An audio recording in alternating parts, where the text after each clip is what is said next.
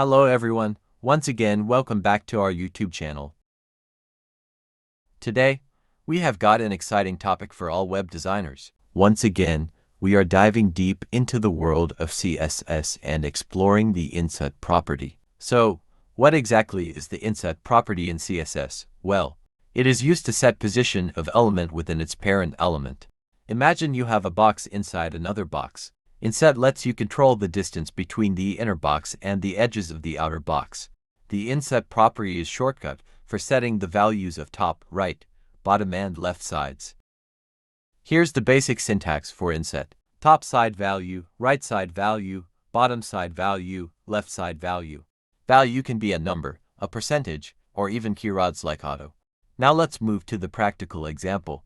We have an image, and we want to center it perfectly inside its container with the help of CSS Inset property. Look at the code. Firstly, we write code for image container. This is important for inset to work. Make the image absolute for inset. Set the dimension of image. Center the image horizontally and vertically. You can set the value according to your box and image dimension. Yes, it works. Now we move to the second example. Finally, inset can also be used to create a fixed footer or header. As you know, header sticks on the top and footer sticks to the bottom of the page. Let's move the code of our second example.